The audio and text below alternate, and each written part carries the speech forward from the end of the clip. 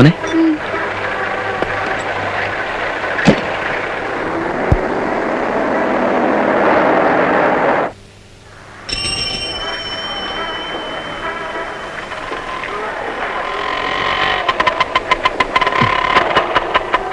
ഇവിടെ അടുത്താണോ താമസം? ആ കാണുന്ന വളവില എന്റെ വീട്. സാറെന്താ ഈ ഭാഗത്ത്? ഇവിടെ അടുത്തൊരു ജോത്സ്യനുണ്ടല്ലോ, നാരായണയ്യർ. വീട് അറിയാതെ ചുറ്റുവാ. ഓ, നമ്മുടെ സ്വാമി. ഇവിടുന്ന് ഒരു ഫർലോങ് പോയാൽ എടുത്തിട്ടൊരു വഴിയുണ്ട്. ആ വഴി രണ്ടായി പിരിഞ്ഞിട്ടാ സ്വാമിയുടെ വീട്. വൈഫ് വടക്കേന്ത്യക്കാരിയല്ലേ, അന്ധവിശ്വാസിയാ, എല്ലാം പറയാൻ പറ്റൂ. പോട്ടെ. ശരി.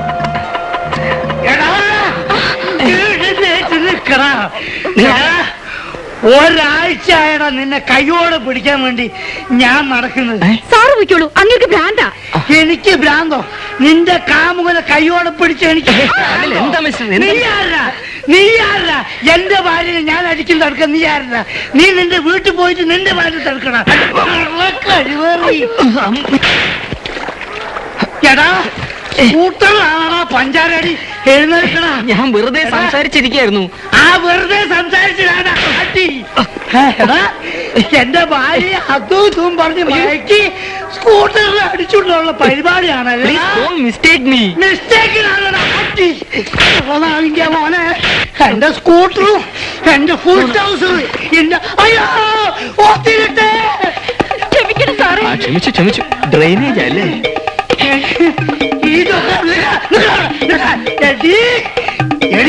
അവിടെ ഇന്നലെ രാത്രിയും കേട്ടടി ഞാൻ ആ സ്കൂട്ടറിന്റെ ശബ്ദം. അവൻ ഇന്നലെയും വന്നിരുന്നല്ലേ. അപ്പൊ നീ അടങ്ങൂലടി, നീ അടങ്ങൂലടി മോളെ.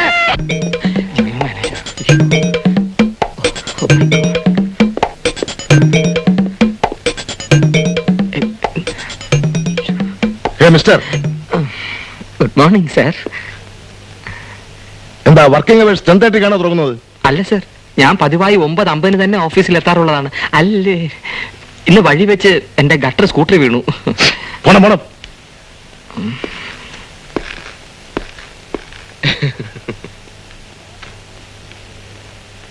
ഈ Bharat chemicals mister K V പണിക്കരുടെ കമ്പനിയല്ലേ? അതെ സർ. ബൈ ദ ബൈ, എനിക്കിന്ന് മിസ്റ്റർ പണിക്കരുടെ വീട് വരെ ഒന്ന് പോകണം. അദ്ദേഹം എനിക്ക് പ്രത്യേകം വിളിച്ചിരുന്നു. ഇന്ന് രാവിലെ ആദ്യം വന്നത് അങ്ങേരുടെ ഫോണാ. ഇന്ന് അവിടെ ഒരു പാർട്ടി ഉണ്ട്. എനിക്ക് ആ സ്ഥലം നല്ല പിടിയില്ല. മിസ്റ്റർ പ്രകാശ് എന്റെ കൂടെ അവിടെ വരെ ഒന്ന് വരണം. വരാം സർ. വെറും വഴികാട്ടിയായിട്ടല്ല, you will be treated as a guest there. എന്റെ കൂടെ ഒരു ഗസ്റ്റ് ഉണ്ടായിരിക്കുമെന്ന് ഞാൻ മിസ്റ്റർ പണിക്കരോട് പറഞ്ഞിട്ടുണ്ട്.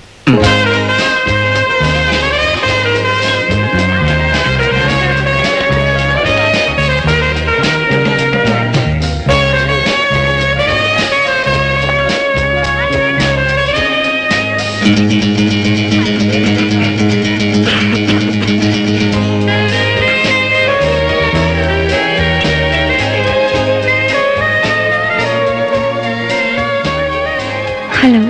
ഹലോ. ആൾക്കൂട്ടത്തിൽ നിൽക്കുമ്പോഴും സ്വപ്നം കാണാല്ലേ?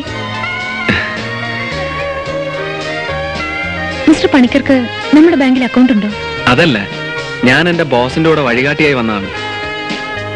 പിന്നെ ഞാൻ പറഞ്ഞ ഡെപ്പോസിറ്റിന്റെ കാര്യം ഞാൻ അറിഞ്ഞിട്ടില്ല. പക്ഷേ പ്രകാശിന്റെ ഭാഗത്തു നിന്നും പിന്നീട് ഒരു ഫോളോ അപ്പ് ഉണ്ടായില്ലല്ലോ. എന്താ ആഹാരം കഴിക്കാത്ത? നല്ല സുഖം തോന്നുന്നില്ല, ഒരു പനിയുടെ ലക്ഷണം. നല്ല ചൂടുണ്ടല്ലോ, ടാബ്ലറ്റ്സ് ഒന്നും കഴിച്ചില്ലേ? കാർ എടുത്ത് പുറപ്പെട്ടതിന് ശേഷമാണ് ചെറിയ കുളിരും വിറയലും ഒക്കെ തോന്നിയത്. ബോസ് കൂടെ ഉള്ളതുകൊണ്ട് ഞാൻ മഴ പെയ്തേക്കും തോന്നുന്നു.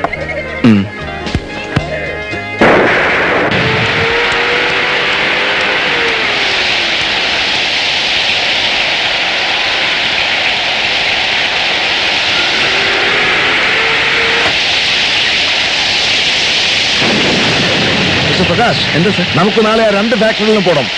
I want to talk them personally. ശരി sir. Okay, good night. Good night.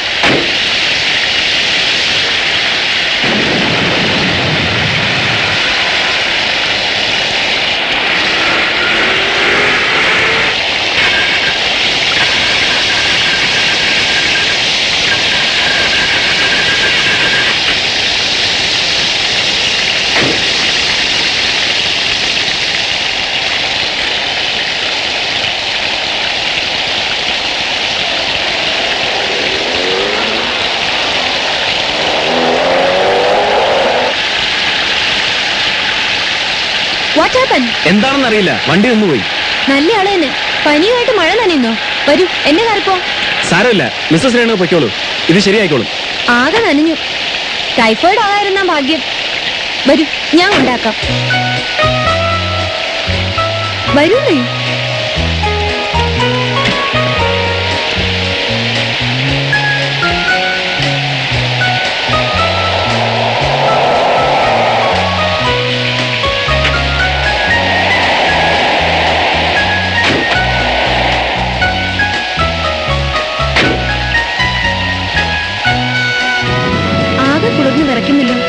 മഴ നനയേണ്ട വല്ല കാര്യം ഉണ്ടായിരുന്നു. വരൂ, തല തോർത്തിട്ട് 2 ടാബ്ലറ്റ്സും കഴിച്ചിട്ട് പോവാം. ഇപ്പൊ തന്നെ വളരെ വൈകി. മഴ അല്പം ഒന്ന് കുറഞ്ഞിട്ട് ഞാൻ തന്നെ വീട്ടിൽ ഡ്രോപ്പ് ചെയ്യാം. വരൂ, വരൂന്നേ.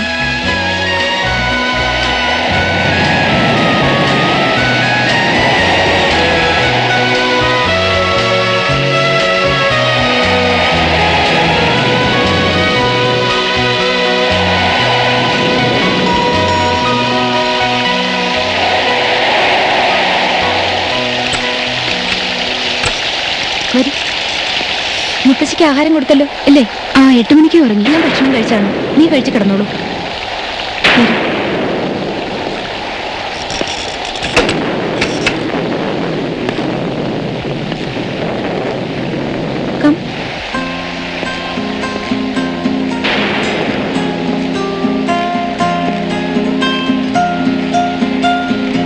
വേഗം തല തോർത്തിക്കോളൂ. വെള്ളം തലയിൽ താണിട്ടുണ്ടാവും. ഈ നനഞ്ഞ ഡ്രസ്സൊന്ന് മാറ്റിക്കോളൂ. അതാണ് ബാത്റൂം.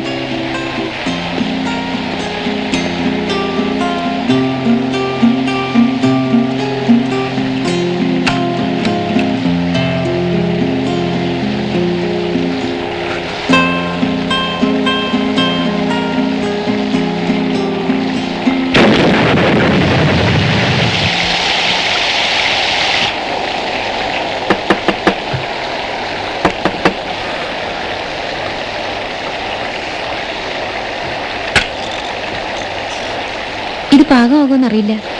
ഏതായാലും പനിയായിട്ട് ഏറെന്നിടണ്ട.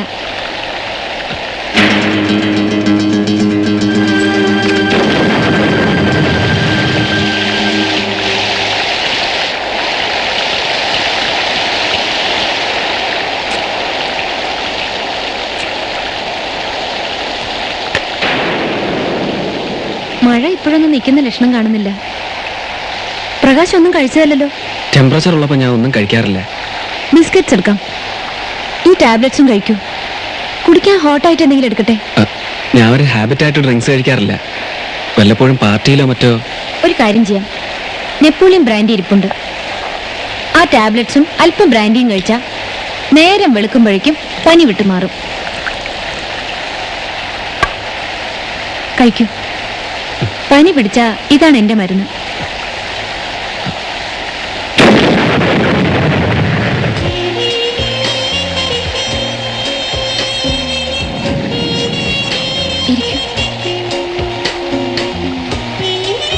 അല്പം കൂടിയാകാം. വേണ്ട, ശരീരത്തിന്റെ വേദന മാറും. ഒന്നും അറിയാതെ ഉറങ്ങിക്കോളും.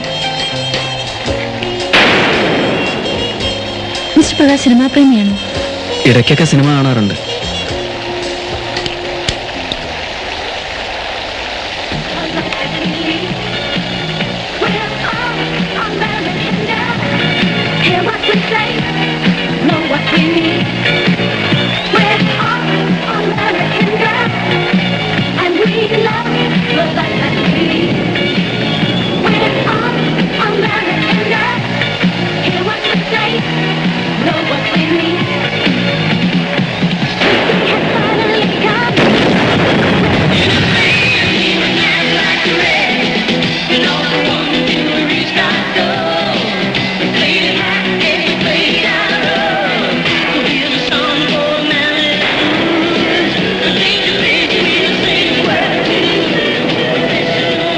കാറ്റും മഴയും വളരെ കൂടി. ഇങ്ങനെ കാറെടുത്ത് പോകാൻ പറ്റുമെന്ന് തോന്നുന്നില്ല.